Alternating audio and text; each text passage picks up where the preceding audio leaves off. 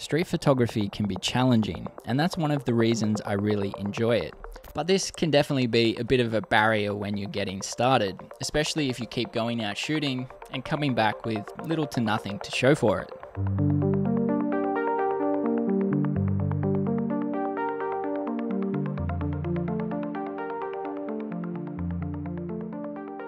So what should you actually look for when you go out taking street photos?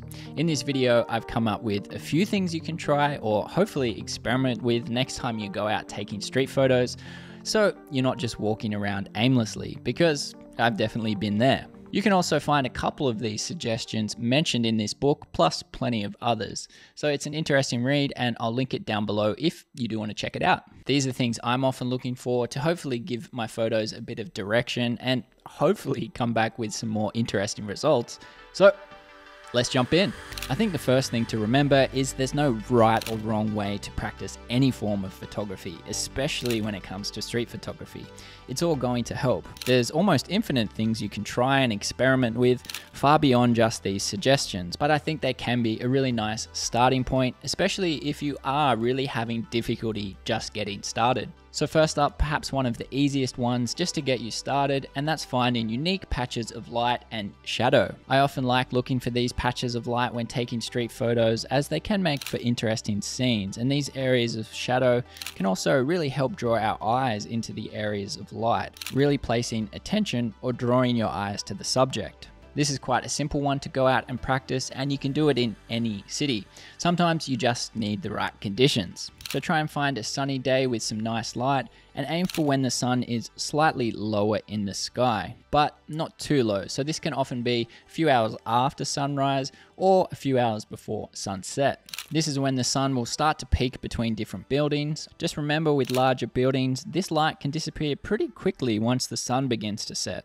I sometimes like to use what we call the fishing technique when I find these spots, especially if it's quite an interesting one. This essentially means finding your frame and then just hanging around that spot and just waiting for someone interesting to enter your shot. Really, no time limit on how long you should or shouldn't wait.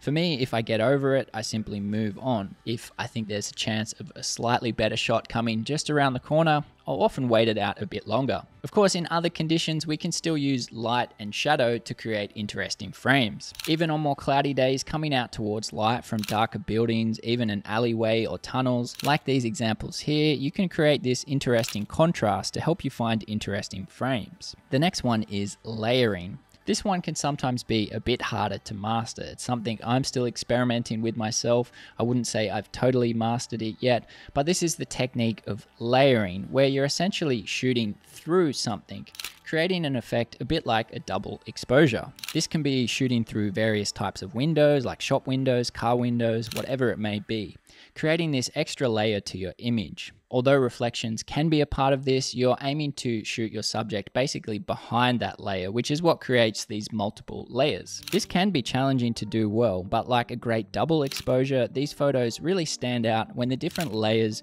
really complement each other nicely. As compositions like this can be quite busy with a lot going on, that extra layer should hopefully not detract from your subject. You want it to add something to your image, not take away from it. Again, I think these type of shots create really interesting compositions and are really fun to play around with. They draw in some of the surroundings and can help tell a story when done well. They also create a real sense of mystery sometimes and can be slightly more abstract in nature. Next up, we have blurred or slow shutter effects. So in the world of photography, blur doesn't always have to be a mistake. This can really add to your scene and really add that sense of motion. This is another technique that can be difficult at first, especially if you're fumbling on your settings and technique, but one that's definitely worth practicing. I really like mixing some slower shutter techniques into all my photography, mixing up the type of photos you're capturing and bringing movement into your photos as well. There's naturally a whole bunch of different slow shutter techniques you can try within this one, so try and experiment with a few. Naturally, for street photography, I prefer to shoot all of these handheld. Whether you're panning with a subject, creating the motion in the background, or keeping your camera really still to keep other elements still while your subject moves through the frame.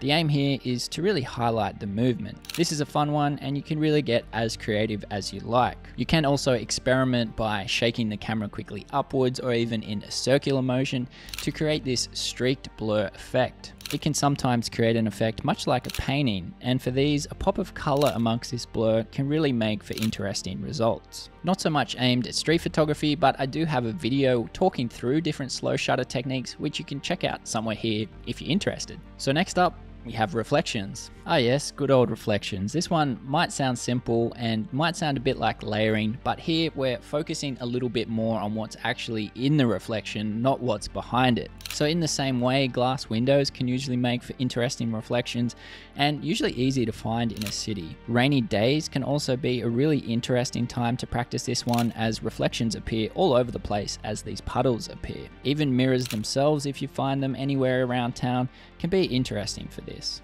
Again, like the layering, these compositions can sometimes be quite busy, so that reflection should add to the overall scene and hopefully not distract you from it. And again, the real challenge is to get something happening interesting within that reflection, which is always the challenge with street photography. You're not just looking for any reflections, you're trying to find something interesting. But I guess that's part of the battle with street photography. I think when you're getting started, just look for things that are interesting to you. Don't worry about what other people think and just have fun with it. So next up, looking for finer details. Again, details can be a tricky one to master, but another great one to practice. So this could be interesting details you find on a subject or even just on the street itself. Typically, when focusing in on finer details like this, a longer lens is always helpful, whether that's an 85, 100, 135, or even a 70 to 200. Longer lenses will definitely make this slightly easier to dial in on those details, but you can always try and test yourself with a slightly wider lens as well. For any style of photography, especially when you're creating a larger body of work, it's always nice to have a couple of different perspectives in there. And that's why I always like having some close-ups or something that's capturing those finer details. It might be a unique piece of clothing, a gesture, or a simple shadow on its own. Just something unique that catches your eye on the street, whatever that might be. In combination with the first technique, I also really like seeking out these details using light and shadow to make them really stand out. I also like keeping a bit of mystery in these type of shots, so often not even showing faces. So there's some simple things for you to try out and hopefully get started. Remember, there's so many more beyond this. Keep experimenting, see what resonates with you, and see what type of images you enjoy seeking out. Again, remember there's no right or wrong way to practice street photography, and there's so many different forms. But if you are struggling, having this aim or intention or something to look for when you go out taking photos can really be useful. I even use it now to help mix up my photos, keep it interesting, and hopefully to keep improving. So, I hope you did enjoy this one. Please do consider subscribing and keep on creating, keep on growing, my friends. I will catch you in the next one. Bye for now.